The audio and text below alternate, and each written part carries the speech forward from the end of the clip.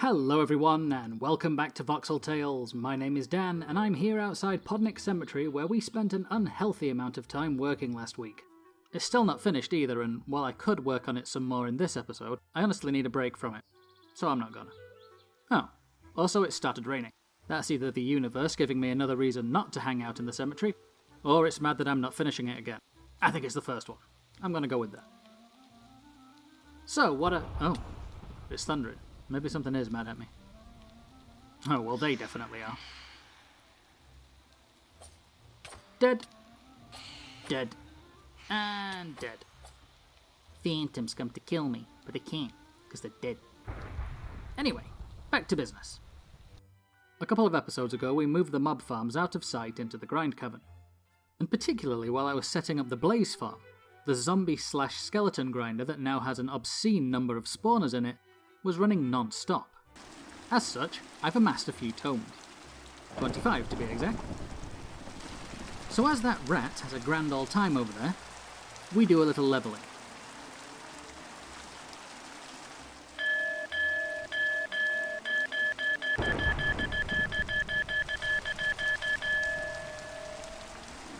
Woo, that was a lot of power to take in all at once.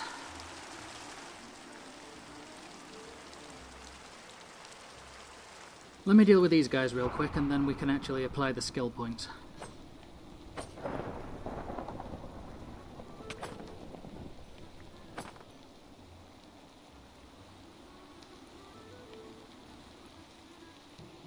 Right, let's do this. Wow, let's put us up to level 84. How should we divvy these points up? Like that for better or worse, but I'd say everything got a decent buff. Okay. Let's go see what, if any, difference that made.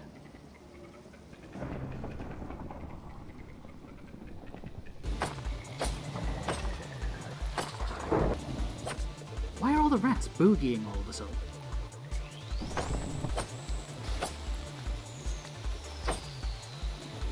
Whoa, steady on, creeper. Excuse me, the weather. There's no need for that now, is there?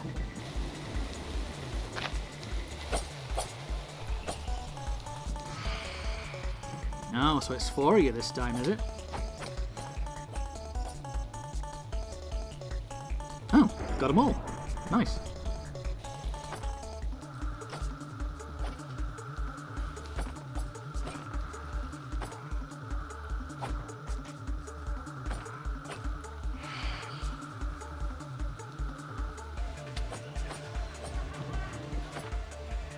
Well, after all that thorough sciencing, I'd say not bad. Still can't take everything out in one hit, but overall not bad at all. Oh, you know, actually, I think we picked up another tome. Yes, we did. Excellent. More strength, please. I think I also need to look into my katana's enchantments at some point as well. It's not exactly a powerhouse. Anyway, enough of that for now. Let's get out of this rain. I guess we should probably go make sure everything's still running at the warehouse. Hup! Hang on, why am I not... where's my jetpack? Please tell me I've not lost that as well. Wait, maybe I left it refilling at the power station. Okay, false alarm. I just left it over here. Everything's fine.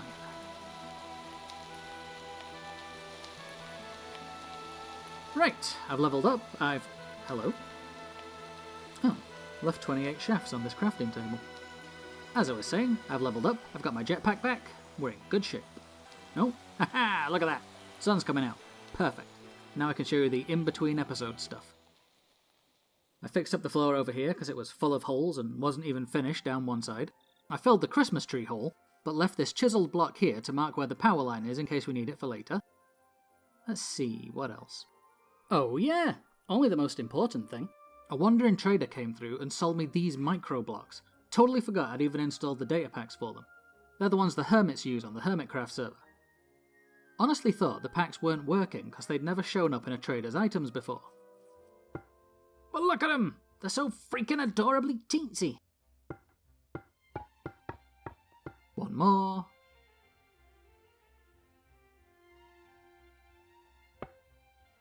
Look at them! How cute are they? I think the little chest one is my favourite. Any road, let me hoover these up and we can crack on with something.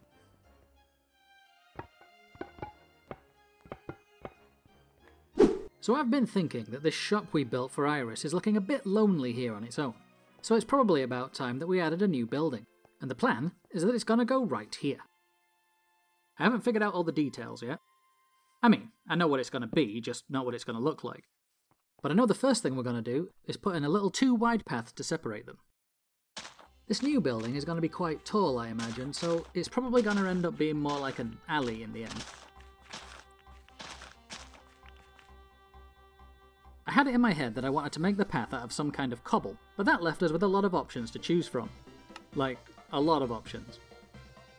And then I ended up going with a tough variant anyway. These vertical disordered tough bricks, to be precise.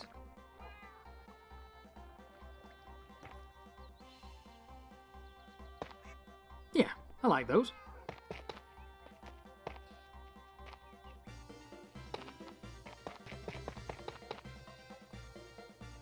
Nice.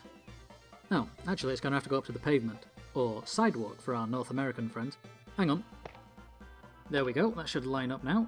And you know, while we're at it, we should expand the sidewalk over here to our new building. If you remember, it's a blend of these heavy tough bricks and polished tuff. And considering we did the warehouse floor in heavy tough bricks, I must have a few left. Yeah, I've got 36. What about...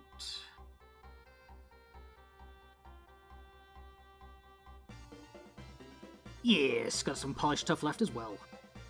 Let's see how far this gets us.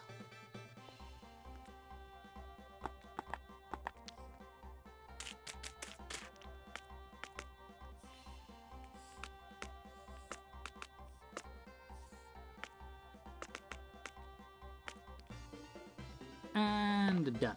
No, it ain't. It needs to go all the way to where new building's gonna finish. When you're right, you're right. There, happy now? I suppose.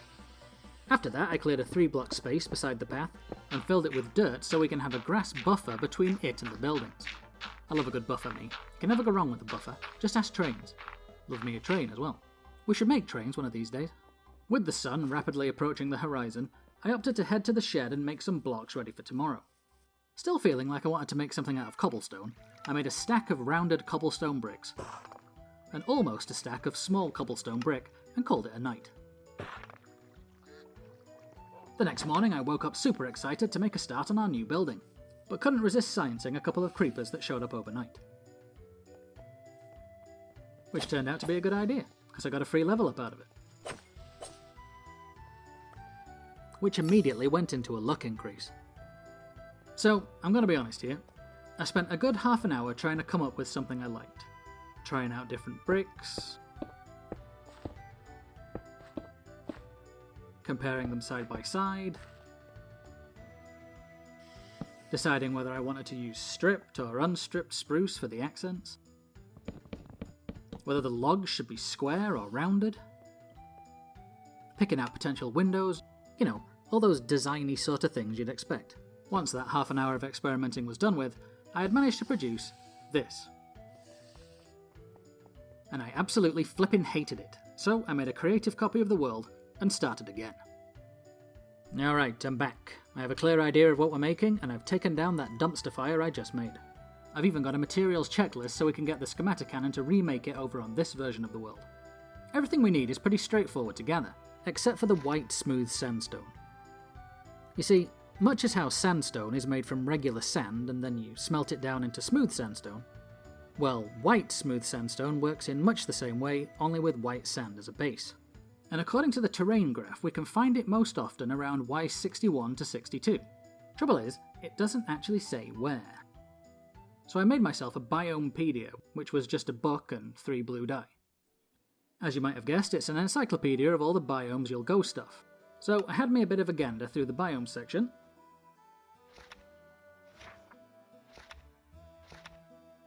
Don't even know what I'm looking for.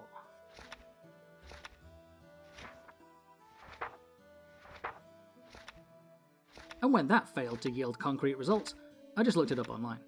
Turns out I needed to find a white mangrove marsh.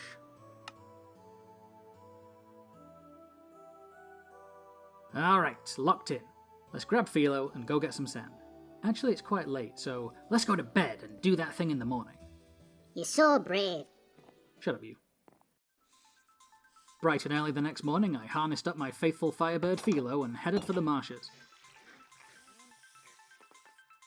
Fee, guess what? We're gonna go find some white sand this time. Yes, I know it's always sand, but trust me, it's for a good reason.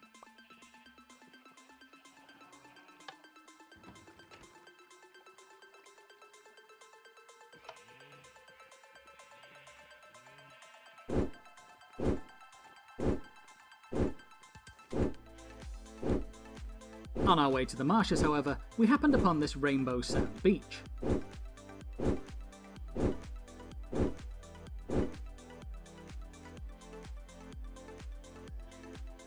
Hey, look at that, Fee, white sand. Right, you hang out here on this pristine beach and I will unceremoniously destroy it for my own selfish needs. Okay, so there's a small possibility I got a little carried away with the sand collecting. On the plus side, we now have tons of the stuff. On the downside, a creeper snuck up and blew up right next to me. Ow! Come on, Fee, let's get out of here before one of us loses a limb.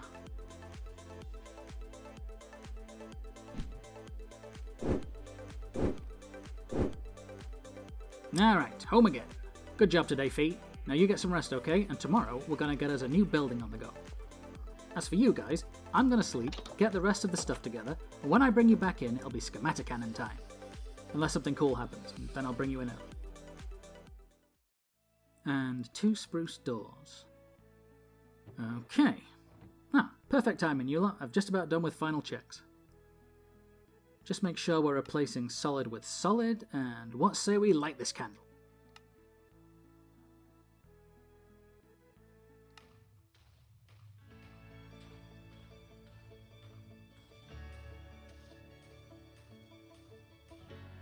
Yeah, I'll probably speed this up for you.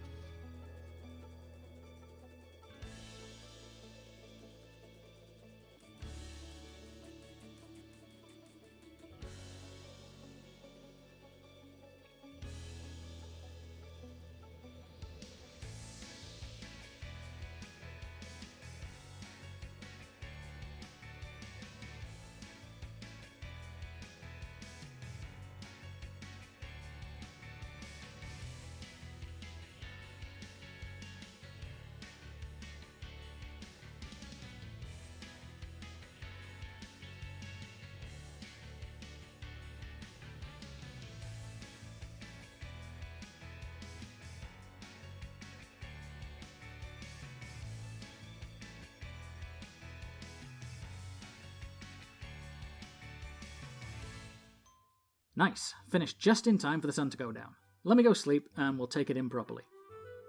Alright, are you ready for the proper unveiling? There she is. The beginnings of Podnik's very own inn. Just don't look back here, because it's only the front right now. It's a start, at least. That being said, I'm afraid that's all the time we've got for this one, so the rest is going to have to wait. For now, thank you all so much for watching. If you enjoyed the show, then help us grow by subscribing and leaving us a cheeky like and a comment below. I've been Dan, this has been Voxel Tales, and until next time remember, be good. And if you can't be good, don't get caught. Bye guys.